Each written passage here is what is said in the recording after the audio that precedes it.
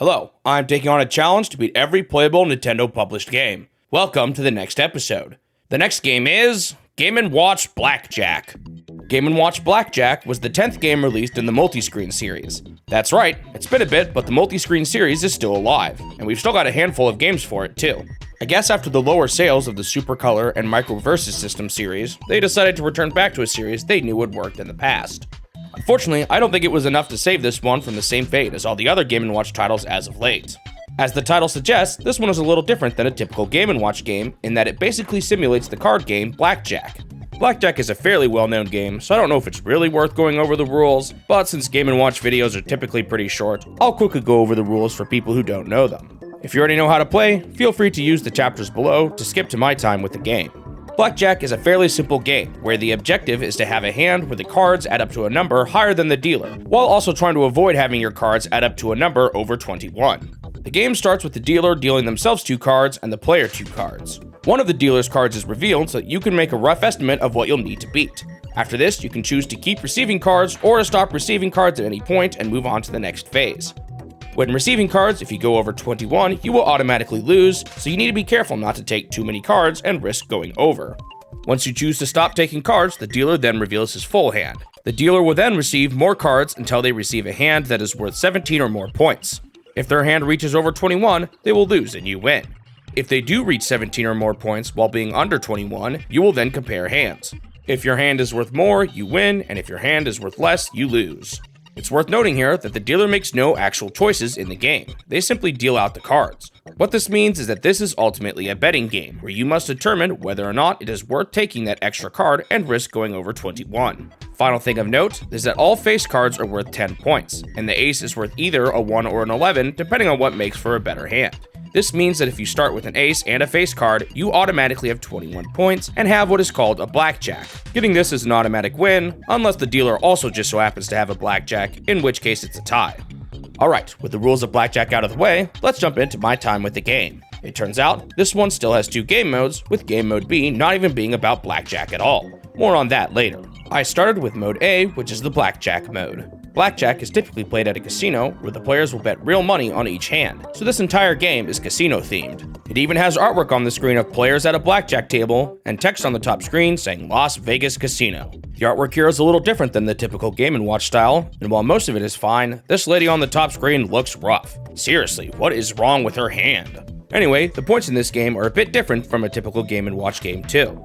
You start with $500, and the game simply keeps track of how much you've earned. It's a bit arbitrary, but I decided that my goal was to double my wallet and leave with $1,000. Before each game, you can choose to bet anywhere from $1 to $100. If you win, you'll earn the amount of money you bet, and if the dealer wins, you'll lose that amount of money instead. Additionally, after seeing the starting deal, you can choose to double down and double your bet. When you do this, you take exactly 1 more card and automatically end your turn.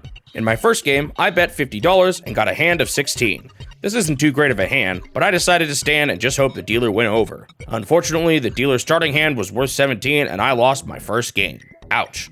Fortunately, my second round went better. I bet $50 again, and this time I got a hand worth 18. The dealer ended up with a hand worth 17, so I barely squeezed out a victory. From this point on, I started to experiment a bunch with the game to figure out exactly how the betting and doubling down worked. It had been a while since I played too, so I was a little rusty when it came to remembering what sort of risks are worth taking. I didn't end up doing very well, and I ended up losing most of my money. At this point, I decided to reset my game with a fresh $500.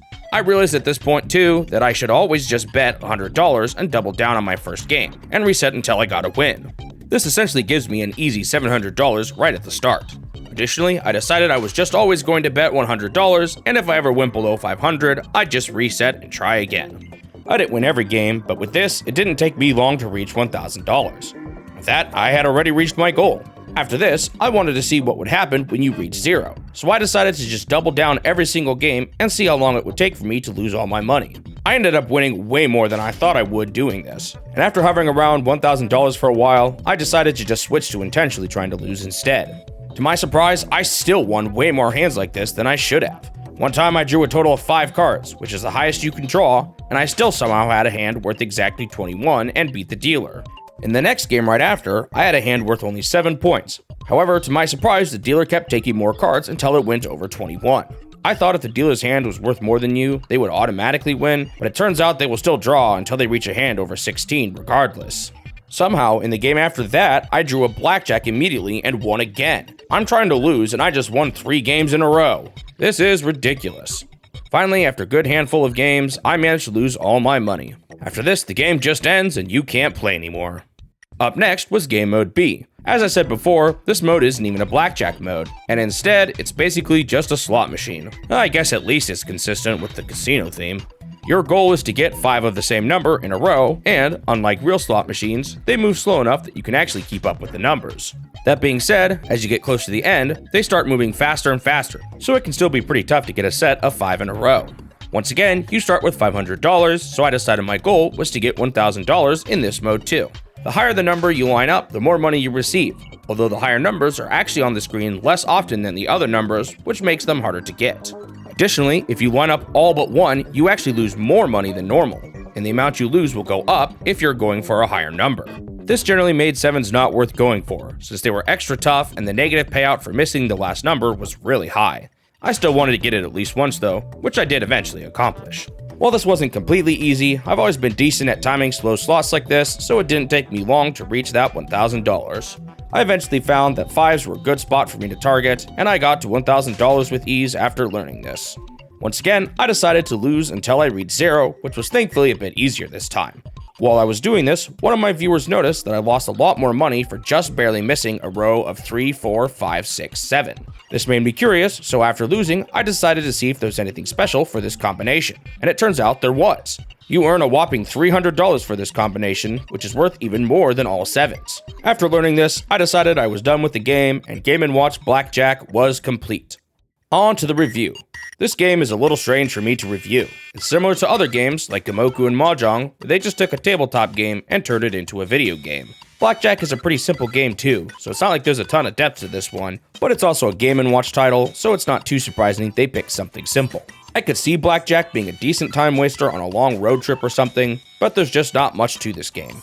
I didn't really like it or dislike it, so I decided to give it a 5 out of 10. Thanks for watching the video. If you want to see more of these in the future, make sure you subscribe to the channel so that you won't miss out on the next one. Also leave a like if you enjoyed it, since it will help the channel grow and motivate me to continue this series. I hope I will see you in the next step of my quest to beat every Nintendo game.